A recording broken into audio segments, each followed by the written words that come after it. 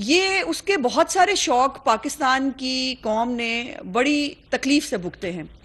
اس کا حکمرانی کا شوق، اس کو آر ٹی ایس بٹھا کے، اس کو جو ہے وہ لاڈلا بنا کے، اس کے لیے راہ خالی کر کے اس کو جو ہے وہ بٹھا دیا جائے، یہ شوق بھی بھگت لیا پاکستانی قوم نے۔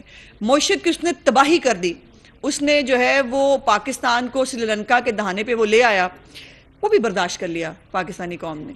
لیکن اب جو اس لاڈلے کو نیا شوق آیا ہے نا ماشاء اللہ لگوانے کا، یہ نہیں، یہ ناقابل برداشت ہے۔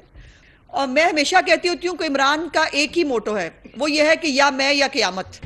عمران خان صاحب، آپ کو شرم آنی چاہیے، آپ کے لیے یہ شٹ اپ کال ہے تمام سیاسی جماعتوں کی طرف سے بھی، اور خاص طور پر مجھ جیسے سیاسی ورکروں کی طرف سے بھی۔ آپ کا تو لگا کچھ نہیں نا جمہوریت پہ، آپ نے تو دیکھا ہی نہیں ماشاء اللہ ہوتا کیا ہے۔ کہہ رہا ہے کہ یہ دور جو ہے یہ ماشاء اللہ سے زیادہ برا ہے۔ آپ کو کیا پتا ماشاء اللہ کیا ہوتا ہے؟ جب ضیاء الحق کا ماشاء اللہ تھا، آپ نائٹ کلبوں میں جو ہے وہ آپ یاشیاں کر رہے تھے۔ اب جو ہے وہ آپ کو اگر آج ماشاء اللہ ہوتا نا عمران خان صاحب، تو آپ دندناتے نہ پھر رہے ہوتے، آپ کسی کال کوٹری میں پھینک دیے گئے ہوتے۔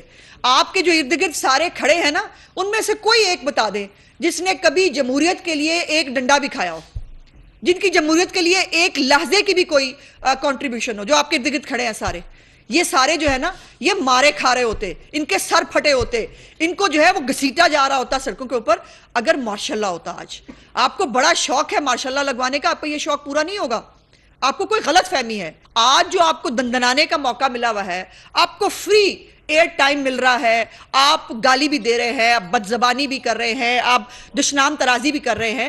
آپ کو کیا پتا کہ اس ملک میں جمہوریت کے لیے لوگوں نے کتنی قربانیاں دی ہیں؟ اس ملک کے اندر جو لیڈر ہیں وہ پھانسیاں چڑھ جاتے ہیں ماشاء اللہ کے اندر۔ اس ملک کے اندر لیڈروں نے قربانیاں دی ہیں، ورکروں نے قربانیاں دی ہیں۔